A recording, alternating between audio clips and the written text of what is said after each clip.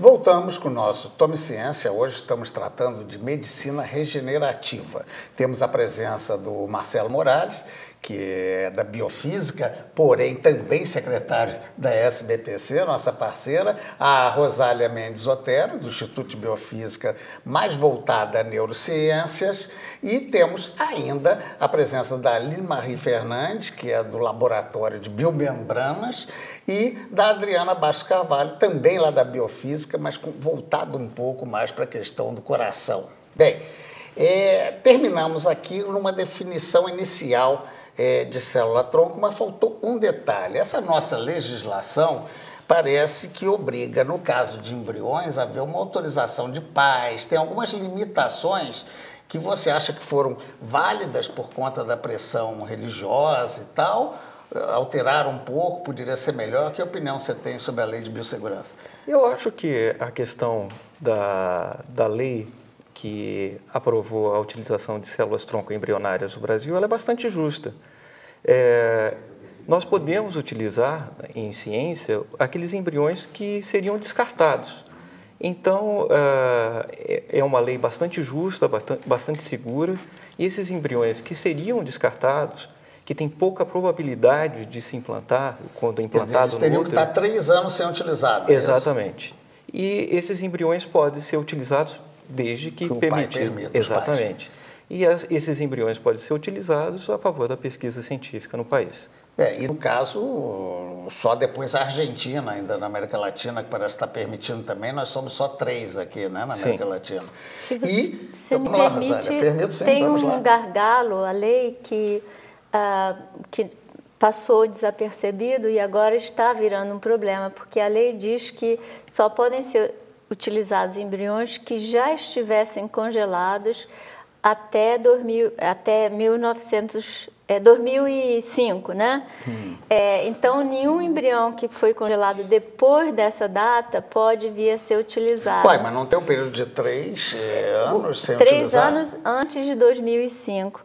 Nenhum congelado depois de 2005 pode vir a ser utilizado. Então, esse estoque daqui a pouco acabou. Não vai ter mais. Já não tem mais. Já não tem mais. Então, essa é uma questão pequena, quer dizer, passou desapercebido, mas que está impossibilitando que novas linhagens sejam feitas. Isso vai ter que ser revisto de alguma forma e modificado. Talvez um descuido legal, Isso, né? foi exatamente um descuido legal, mas que vai impossibilitar o uso de novos embriões. Bem, vocês têm alguma opinião diversa?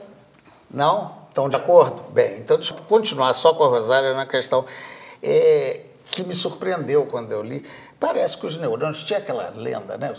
Sei que fuma maconha, perdeu os neurônios. Perde neurônio, não volta mais. Não é bem assim, né? Os neurônios têm uma vida, uma recuperação, como é que é isso? Existia um dogma de que o sistema nervoso e o coração eram tecidos que não regeneravam. Você nascia com um número de células e a partir daí elas só morriam. Nunca eram geradas novas células nem para o sistema nervoso nem para o coração. E hoje em dia já se sabe que há uma geração contínua de novos neurônios. É claro que é um número muito pequeno.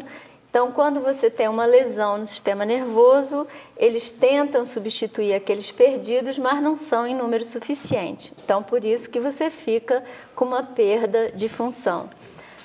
Mas uma das ideias da medicina regenerativa é explorar essa capacidade pequena de regeneração do próprio sistema. Então, a gente trabalha não só para substituir os neurônios, mas para induzir essa regeneração, essa formação endógena de novos neurônios a partir do seu próprio sistema nervoso. Então, esse é um dos ramos da medicina regenerativa. Bem, deixa eu pegar aqui a Aline para nos explicar uma questão. Estamos até então falando de uma célula, seja de embrião, seja tirada de outro pedaço do corpo, que se modifique e é capaz de criar outra. Mas eu ouvi falar também que existe a possibilidade de uma reconstituição, de uma regeneração a partir da própria célula doente, ou seja, uma terapia gênica. Como é que funciona isso, esse tipo de terapia? Bom, na terapia gênica, na realidade, você tem que tentar corrigir o problema genético que a pessoa tem, né? Então, hoje, A tentativa é com a utilização de uma outra pessoa, uma célula, né, de uma outra pessoa que não tem aquele erro e tentar fazer a terapia para tentar corrigir aquele defeito genético do paciente que está com um problema. Tá, existe a possibilidade, então, de uma rejeição ou não? Existe. Existe a possibilidade de rejeição, assim como em qualquer transplante que se faz com células-tronco adulto ou células-tronco embrionárias. Esse é um cuidado bastante grande que todo mundo tem que ter. O Marcelo queria acrescentar aqui uma outra questão, pois não, Marcelo? É importante colocar que a terapia gênica, ela está sendo... O que é a terapia gênica, né? Você pode modificar, por exemplo, uma célula-tronco injetando um novo gene dentro dessa célula-tronco e fazendo com que essa célula-tronco passe a funcionar como uma produtora de uma substância que melhore aquele tecido que está sendo injuriado. Por exemplo, a gente pode injetar um gene que produza um fator de crescimento, que é bom para regenerar aquele órgão, e injetar aquela célula-tronco modificada geneticamente para que restaure aquele tecido danificado. Então, é a terapia gênica junto com a terapia celular fazendo com que haja a regeneração de órgãos e tecidos. Isso a gente está partindo do princípio que as células morrem e outras crescem substituindo, que é mais ou menos como a nossa pele que se renova, né? É esse o sentido da coisa, né? Se você tem um órgão que está lesado, por exemplo, uma lesão renal, por exemplo, você pode injetar a célula-tronco modificada com uma certa proteína que seja produzida por essa célula-tronco, que vai fazer com que esse órgão melhore. Então, é terapia gênica nessa célula-tronco e eu uso essa célula-tronco modificada para fazer a terapia desse órgão lesado. Bem, agora deixa eu saber com a Adriana, o que é que se difere, né, das pesquisas que são realizadas no mundo do trabalho brasileiro? Como é que é essa relação? Você acaba de experimentar, né, em loco, nos Estados Unidos, no Canadá. Se bem que nos Estados Unidos ela tem um problema, né? O George Bush, o filho, proibiu, inclusive, o uso de dinheiro público, né? Como é que a coisa anda lá?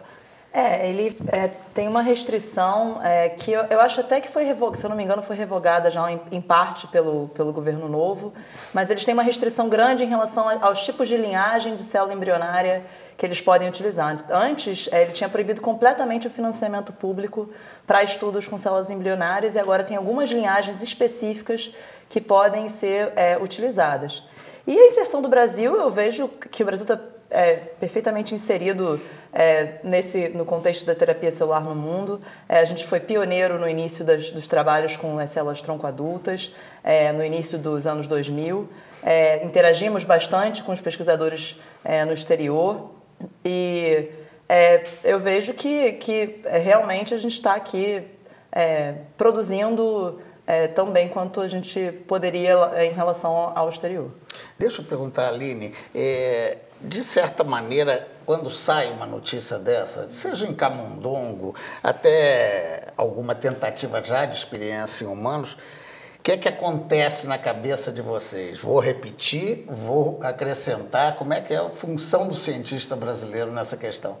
Hoje, assim, a internet traz para a gente toda essa facilidade da gente conseguir, quase que em real time, né, ver o que os pesquisadores lá fora e até os pesquisadores brasileiros estão fazendo, né?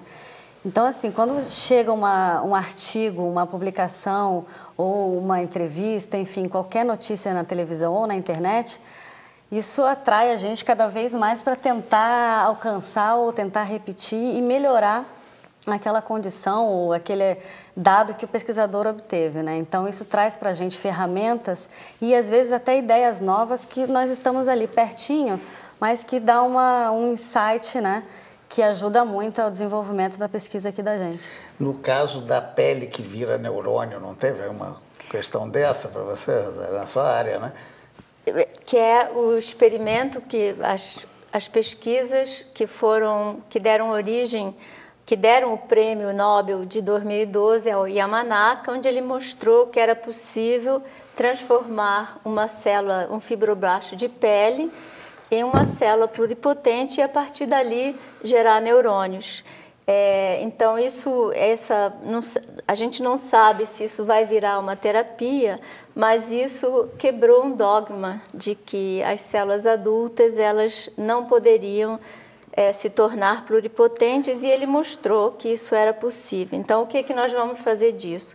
Isso é muito semelhante à notícia do hambúrguer. Quer dizer, é claro que... O hambúrguer, até eu tenho dúvida para que serve. Exatamente. Né? Parece que não gostaram muito do gosto, né? É totalmente inviável sob o ponto de vista comercial. É óbvio que o objetivo ali não era fazer hambúrguer a partir de célula-tronco, mas prova um ponto extremamente importante, que é possível formar um tecido complexo, carne, músculo, a partir de células embrionárias. Então, a ideia...